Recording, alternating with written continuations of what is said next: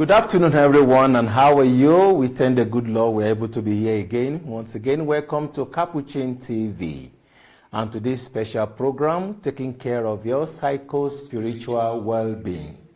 For some time now, for about 4 or 5 weeks, we've been talking about the issue of addiction, and I'm your presenter, Joyzy Pius, Egunjobi, Reverend Father. And today I have a guest with me. But before I tell us about the guest, we need to follow a bit about what we've been talking about since about 4 or 5 weeks. We're talking about addiction, and we have looked at what addiction is, what is not, and the different type of addictions. Last week we did mention about addiction and the brain. And part of the brain that we'll still be looking at today is the area of some kind of malfunctions that can actually happen in the brain that can cause us some kind of mental illness. And of course, the mental illness can also lead us into something that we don't really want to do. And like I said, if you remember, we said addiction is an obsessive, possessive, compulsive, obsessive possession. So it can possess you in such a way that it makes you to do something that you don't really want to do. So today we'll be looking at addiction and suicide. Addiction and suicide. What is the connection between addiction to drugs or to alcohol in particular? Not necessarily the one of behavioral addictions, but the one of AOD, which is the alcohol and other drugs addiction. And what is the connection between these and suicide?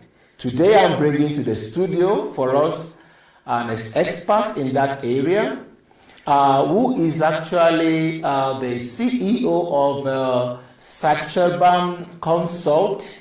They have an office in Nigeria and in Kenya. The office in Nigeria is Lekki Phase 1 and in Lagos. And the office in Kenya is at Ngumo Market, Ngumo Estate in Nairobi. He is a researcher in mood disorder and suicidal behaviors, and of course a lecturer and a consultant in clinical psychology and dialectical behavioral therapy. He's also a dialectical behavioral therapist. I welcome to the studio to Capuchin TV, Dr. Samuel Ojuade. Yeah, thank you. Karibu. Nice having you here. How are you? I'm fine. So, like I said, Doctor is here to help us to deal with the issue of addiction and suicide. We're going to look at the relationship again. Like I said, you can tap it back, what happens in the brain, and of course, how that can actually make you to do what you don't really want to do. According to WHO, that's the World Health Organization, approximately 1 million people die each year from suicide. And we know in Kenya here, it's actually the percentage is also alarming. You hear every now and then people committing suicide for different reasons I'm not going to go into. And of course, it is predicted by this year, forget about coronavirus, by this year, it was predicted that suicide will increase to 1 death every 20 seconds. Does that make sense to you? 1 death every 20 seconds. It means that, I don't know, everyone is going to die soon, end time maybe. I don't know what that means. And of course, so we'll be looking at that again by even know what is this suicide all about and what is addiction and relationship. So once again, welcome, Doctor. Thank you. Thank you very much. I'm glad I'm here as well. Yeah, okay. So do you want to tell us, first of all, before we go into addiction, because we've been talking about addiction, what is this suicide all about?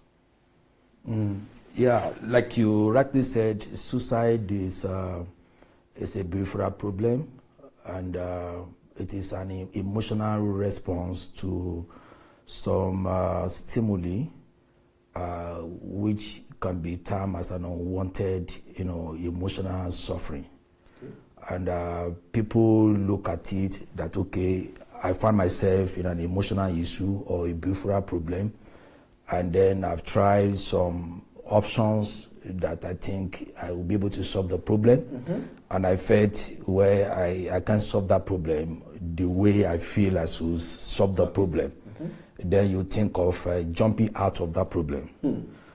Since I cannot solve the problem, then I can jump out of the problem. Jumping out of the problem is regarded as one of the options of solving the problem. So meanwhile, those who commit suicide, they only thought by jumping out of the problem, have solved the problem, but rather they created more problem for themselves and for the beloved one they left behind. So it actually begins with thought, okay?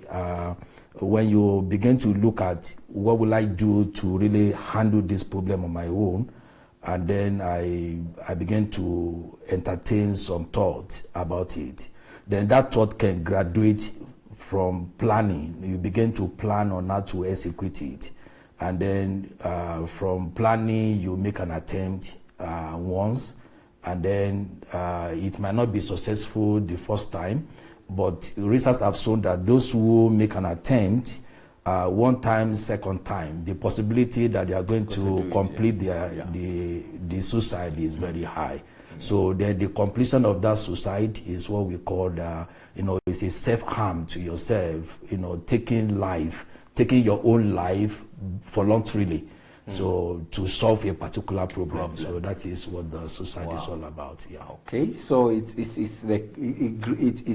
not something that just comes once. No. It develops over time. It develops. Even from the planning, you can have some plan without the intention to actually carry it out.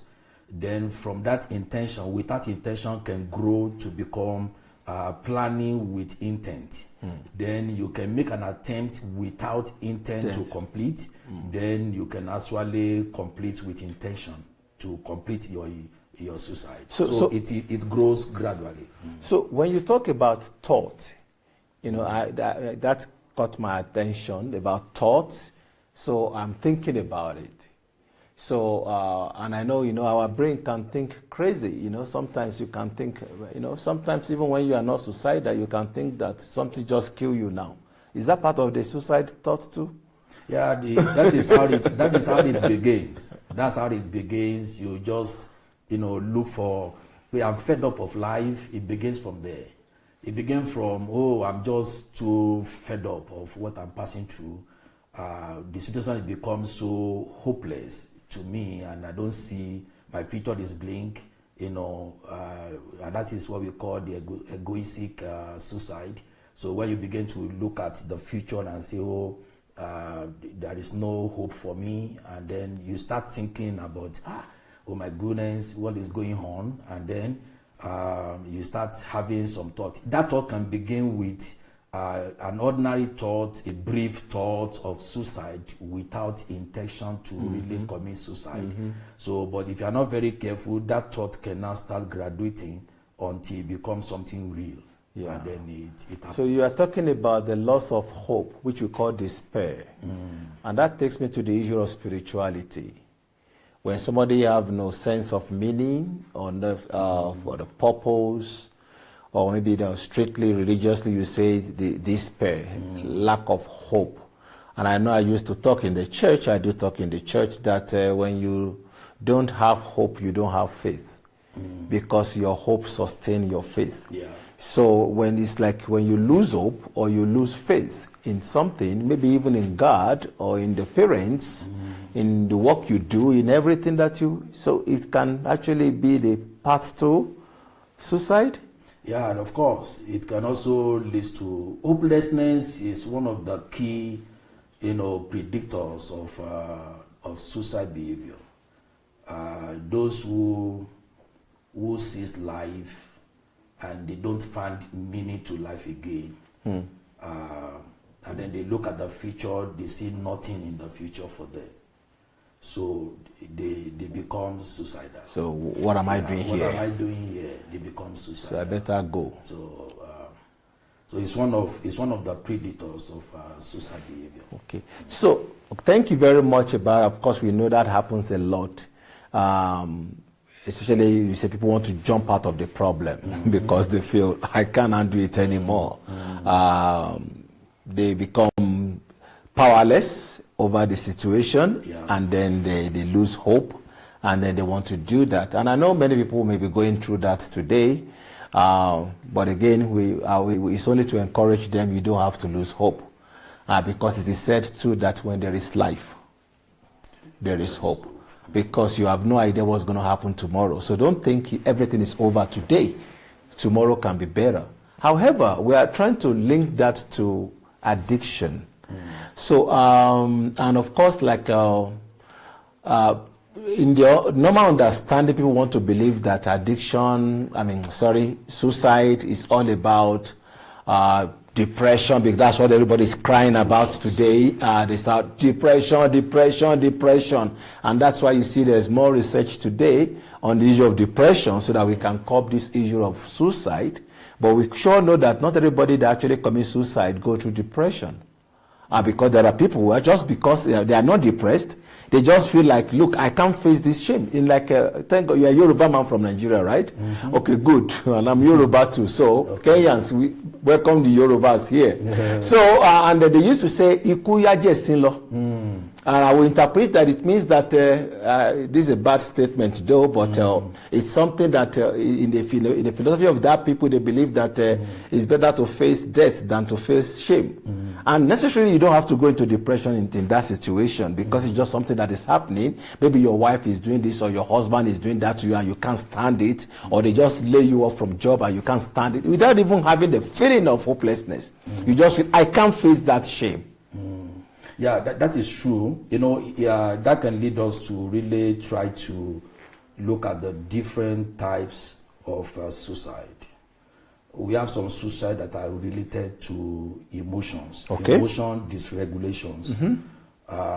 Emotion dysregulation can also be classified into, I think, about 4 of them like that. One, emotion dysregulation that leads to self-dysregulation. You look at, because of your emotions, you are vulnerable emotionally. You mean the feelings, so that people outside can understand us. So your feelings are also got emotion here. Yes. Now you look at yourself and you see no worth, your self-worth becomes so low. And then that can lead to depression, low self-esteem. Then we also call what we call interpersonal dysregulation.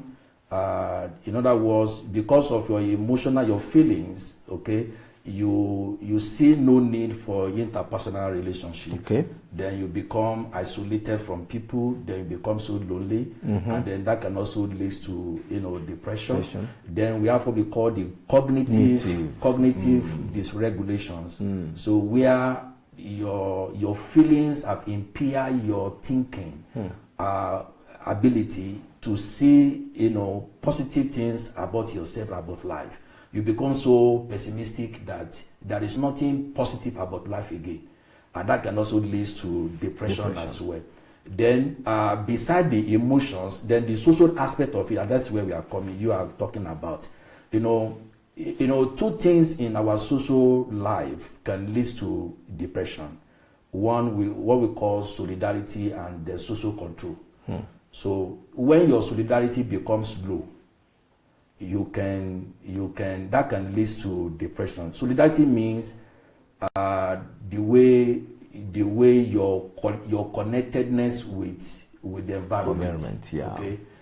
When it becomes low, maybe through interpersonal relationship, through the self-worth, the way you see yourself. So that can become so low. That can also lead you to depression. Okay, doctor, we also wait there, because we have to go on break. So we'll pick it up again, because I'm just saying that so that we can link it to see, apart from just going low, can there be something else that can make somebody to feel like that? So when we come back, stay tuned, be with us on this Capuchin TV. We'll be back in a short while.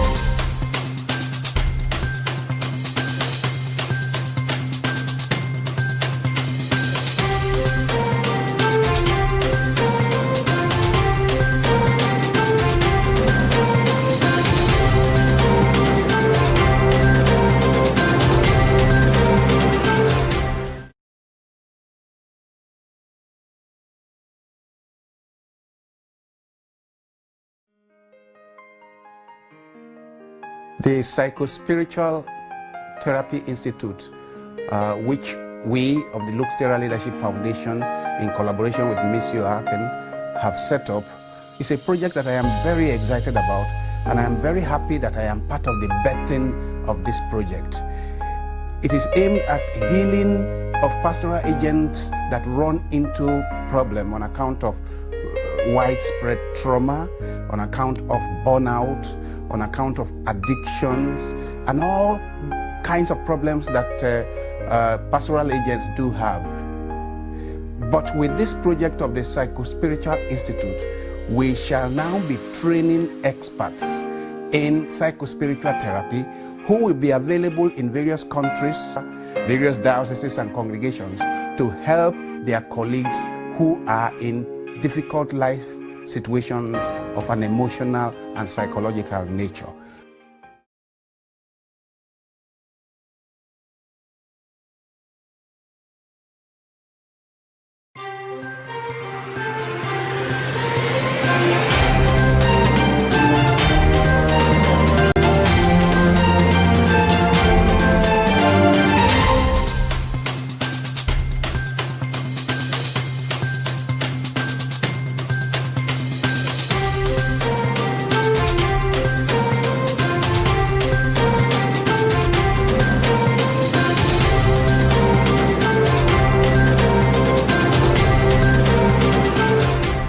Back again to Capuchin TV, to this program taking care of your psycho-spiritual well-being. My name is Joyzy Pius Egunjobi, and with me, since we started this program today, it's Dr. Samuel Ojuade, and then he's been talking to us about suicide, and of course, like I said, this episode we are to relate it to addiction.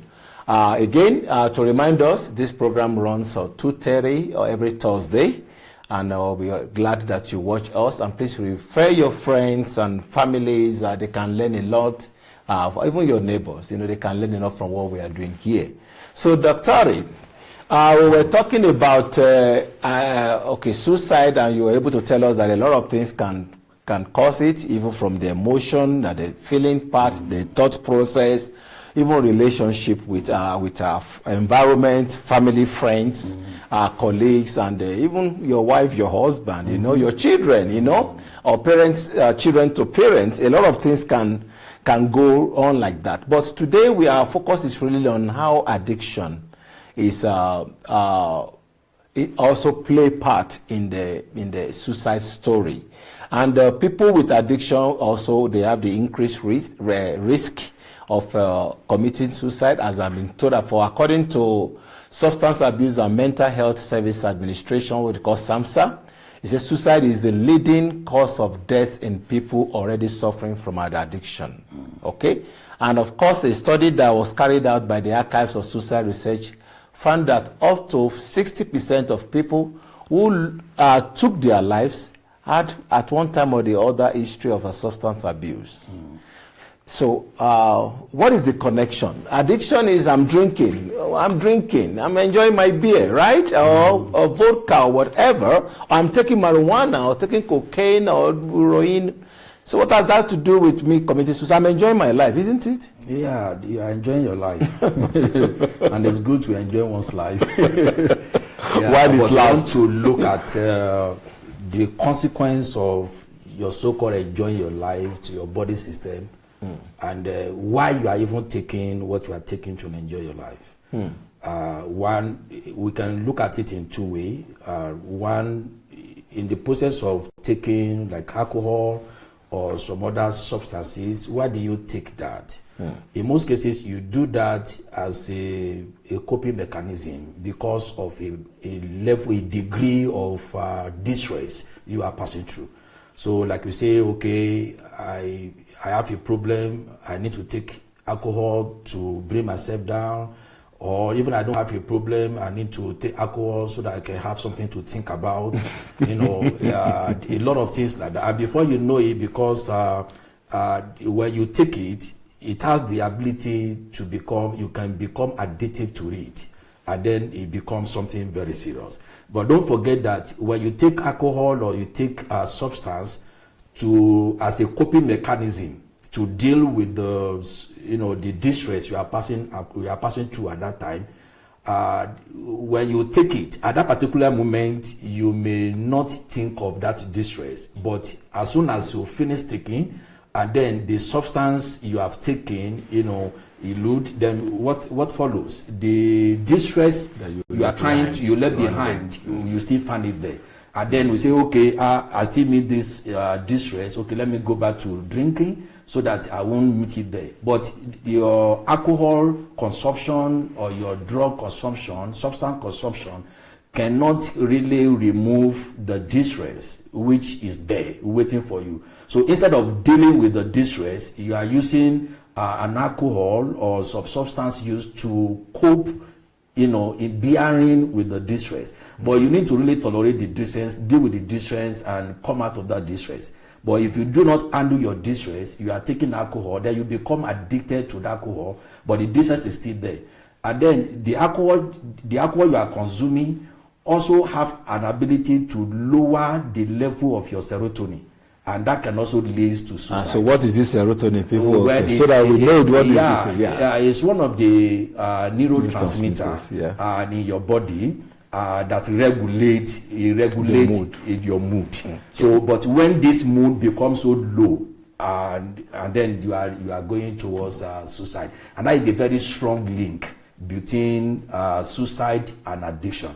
And then, in fact, people use that now that's the latest development now. I don't know if you've heard about that. There is this another drug now that was invented in Florida recently called Flakka. I don't know, Flakka crisis in Florida, where you are tired of life and you want to die, you don't know how to die. Just take a dose of that drug, and then within 10-15 minutes, you are going to commit suicide.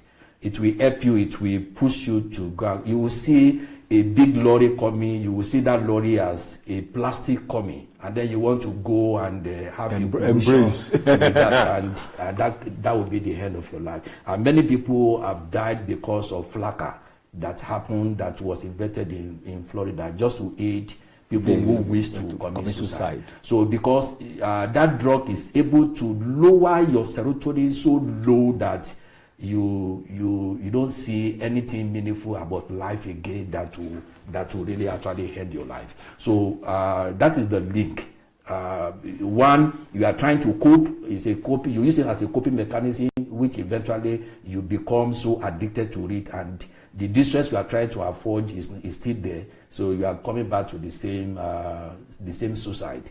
Or you can also, that consumption, that substance can also affect your neurotransmitter to bring it so low, especially serotonin, to bring it so low, and then your mood comes down so low that you see nothing more about that. Could they be related to psychedelics? Psychedelics like drugs that like mushroom, like even marijuana, some type of marijuana can be psychedelics that they actually impact your health. They affect your even thinking faculty. It affects your thinking, it affects your auditory as well. In fact, you take some substance that will be instructing you to go and kill yourself. Because that's where I'm going. And then before you know it, you live to obey the force you are hearing. Because the force becomes so dominant in you that you can resist than to obey that voice. So whatever that voice tells you to do is what you are going to do. If you ask you to jump down, you jump down. If you ask you to kill yourself, you kill yourself. Okay, now because time is running fast, so that we don't just talk about the problem. What can we do? Yeah, there is a therapeutic approach, evidence-based therapeutic approach to help people with mood dysregulation or social invalidating, kind of factors. They can reduce it and they can be okay. So then we look at the psycho-spiritual approach in dealing with that kind of issue. And in fact, pharmacotherapy as well, there are some medication you can take that can also, augment your mood, and then you become, it normalizes your mood. We have mood stabilizer medication that can help you. And at the same time, research have shown that medication together with psychotherapy can as well be more effective one of the major proven evidence-based, therapeutic approach that can really reduce the symptoms of a suicide behavior and addiction is dialectical behavior therapy. It has been proven, tested everywhere, and it's working because it has about 4 components like that who addresses the major 4 issues of people presenting with suicide behavior and addiction as well. Addiction is also a product of distress tolerance. So we have a distress tolerance component of the DBT. We have mindfulness skills, where it takes you back to your environment, your immediate, to your now. It brings you from past to now and bring you from the future to now. So that is what mindfulness can do. Then interpersonal skills, and then emotion regulations as well. So when you look at those 4 components of the DBT, then it can, plus the medication, if you take some medication along, that can also reduce that. Then spirituality as well, can also work in terms of Thank you very plenty. And those of you watching us at home, I hope you are enjoying this program. And again, it's taking care of your spiritual well-being. And today we have been talking about addiction and suicide, and you see how Dr. Ojuade was able to relate those two together. For many of us who actually depend on a lot of drugs and alcohol to cope with situation, and we are not actually dealing with the problems. We are trying to escape, but it's always there, still waiting for us when the drug is over. Anyway, so by the time you begin to do a lot of things, and then you begin to get yourself into thinking of what you're not supposed to think, and you think suicide is the final solution. It is not the final solution, because you think you are taking care of your problems, but you are leaving a lot of problems for your loved ones, your families and friends, who actually will take a long time to get over the space you are trying to live. So again, don't lose hope. Keep up together. This is Capuchin TV. We are here every Thursday from 2:30 to 3. And my name again is Joyzy Pius, Egunjobi, Reverend Father. Bye-bye.